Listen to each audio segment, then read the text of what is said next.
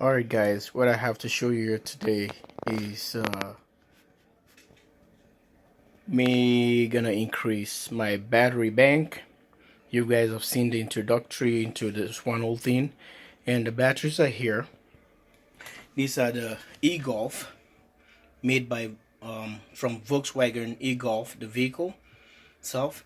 But guys, I have 6 of them, which I'm not satisfied with because I want to make sure if I want to transition them to 48 volts, so I can able to do that. I don't want to get stuck with 6.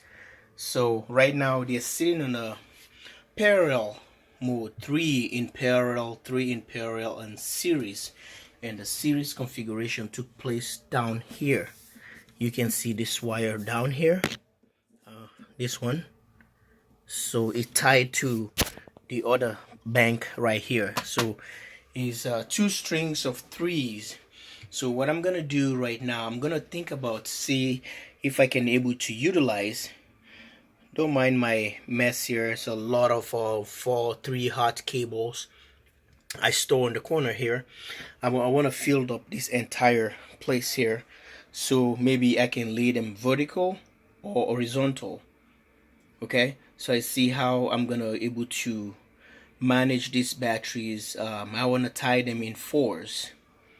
Being said that the 2 are sitting right here on the floor, which are about to tie so that they can be in 4s. But I already started working on this project by putting a threaded rod to hold these batteries in place, and I ran out of that, and I already got another one. So I want to take the thread rods and add one more battery. But if I stack them on top, that's gonna be an issue because this box is not gonna close.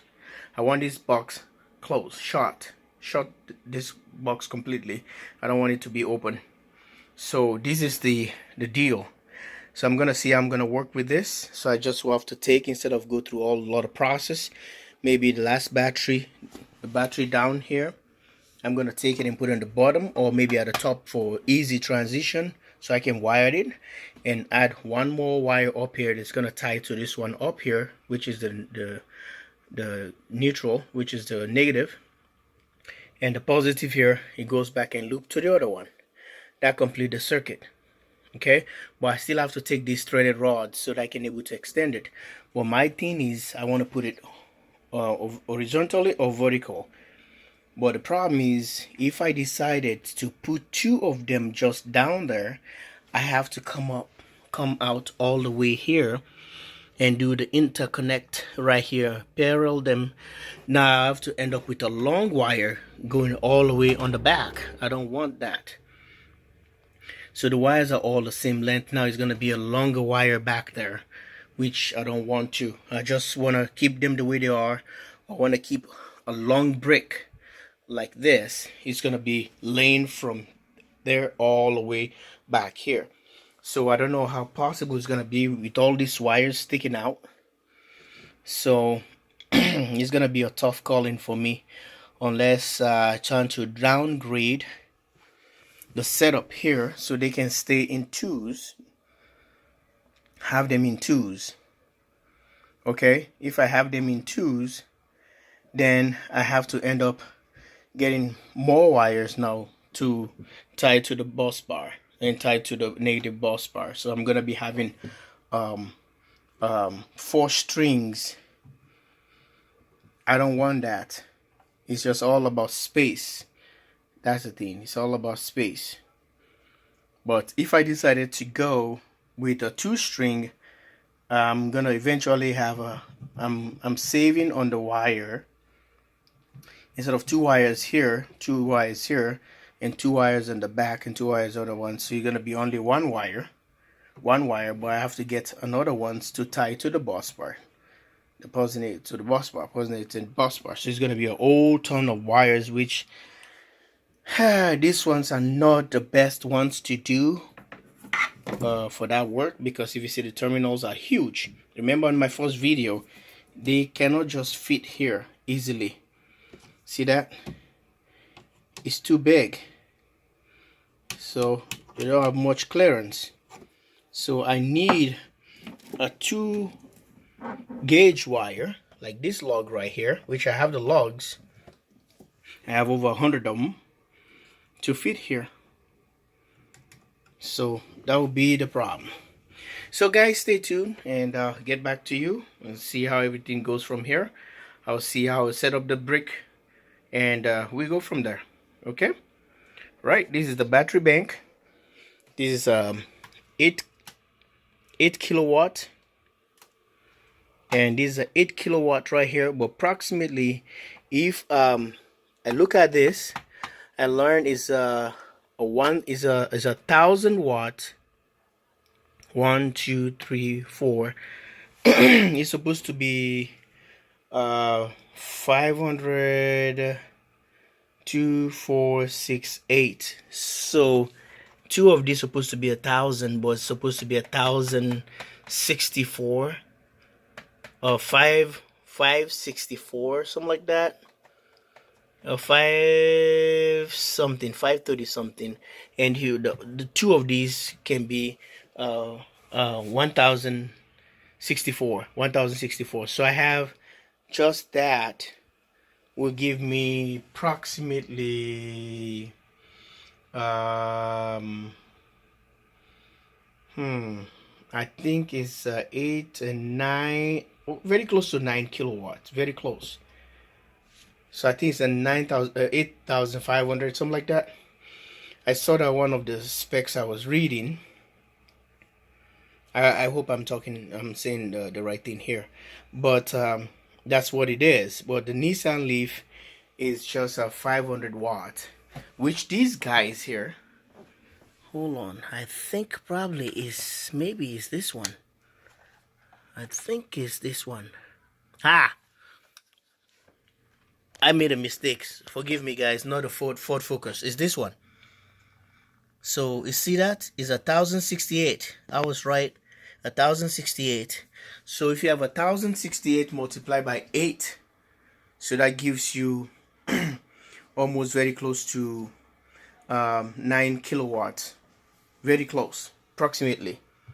So this is supposed to be this one here, and these 2 here would have given me the 8 kilowatts, because each brick is 1,068.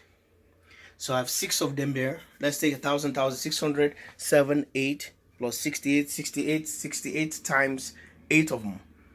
So that takes you to 900, to very close to, yeah, that's a lot of power though. Yeah, that's a lot of power. Okay, I just cross-checked with the math there. It's 8,544 kilowatt hours of storage. So it's 8,544. I have to mark this one down. I just did the calculation, and this is 8,000 here. So 8,000 plus 8,544. Guys, I got just the total again. So all these batteries and this one here gives me 16,512 kilowatt hour of storage I have right here with this one here. So if we add another 7 kilowatts on that one, which is another 7,000. So if I had 1,000 more, because the Nissan Leaf, they're compatible with these ones. They're very close. They're almost the same specifications. So if I add 7 kilowatts, which is gonna be 14 batteries of a Nissan Leaf, which is a 500 watts, just like this, and the parameters and the settings and the numbers are all the same. Slightly, I think it's a 0.2 or 0.1 differential. I think I remember doing that last time. So that will give me my entire battery bank, because not including the Nissan Leaf. If I add them up now with that number I just gave you, that will give me 23,512, 23 kilowatt, 23.512 kilowatt hours.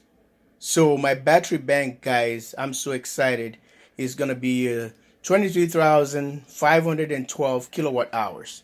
That's already generated. Just this short time, I transitioned to lithium. Guys, this is the speed I already took to upgrade my batteries really rapidly. And I think I'm gonna be fine. So I can able to connect this ones, but I have to make sure I wire them. The parameter is gonna be the same because these are 14.4. So 14.4, if I try to put them to match those ones like 4 in series, which I was that's why I plan to get the extra 2. That will give me some good number, very close about to 60 something volts. So times that, 14 times 14.4 times 4, that will give you. All right guys, this makes it really simple and sweet because this one's gonna be very close. They're almost the same, because if you have Nissan Leaf batteries, wire them 7 of them in series, could be able to give you 57.4 or 57.6. So I can able to dial the calculations to this one. This one gives me a 57.4 volts. If I put them 4 of them in series, I have 2 strings of 4s, that gives me 57.4. so I can able to match those batteries there by taking out those 2, the last 2 here. Remember, I added the 2, these ones here, that gives me very close to that 60 something voltage I'm dealing with. So 65 point something 8. So guys, my inverter can take all to what 67 volts, the Outback right here. So can do that. This is a 3048, and this is the Magnosine MS 4024, and I have my Magnum Energy, which is the PT 100, and the Flex Max Outback Flex Max 80, and I have my mate for the Outback, and I have the remote for the Magnosine, and the hub is right up there. So guys, this is my one old setup here. So I can able to work with all these batteries and put them together so they can talk together. Just if gonna be dialed, I'm not gonna max those, or they're gonna sit on the same voltage. This is the reason why I was doing all this. This is the reason behind everything. I'm so excited. I'm waiting on these ones. I'm waiting on this. I'm waiting on the Ford Focus, and they're keeping me in touch for what's happening. But I'll get back to you guys as soon as I get them back, and I'll make a video trying to tell you which I'm gonna keep for the 24 volt or 48 volts, where I can able to run this entire system on a 48 volt configuration, which is a 23,512 kilowatts. So this is my system, guys. I hope you like it, and please subscribe to the channel, like and share. From Minnesota, well, it's almost getting summer. It's hot today. Well, that will give me another project again. I see if I can able to route these inverters into running my air conditioning, especially the Magnosine, which has a 120 240. I can use leg 1, leg 2. All right, stay tuned for more projects coming on your way, and stay tuned for more product on the way. Surprise! I told you guys this year is gonna be a big upgrade, a lot of projects, and a lot of work. But I want to keep you on the loop, guys, so that you can be able to understand, and make sure you check Oomph channel, UMPH YouTube. Check him out. So you find a lot of good stuff. UMPHA on YouTube. Well, you can check him too on Instagram or Facebook. All right, take care, guys. And these are the batteries one more time. I'm gonna be doing some work. The 2 right here. Thanks for watching.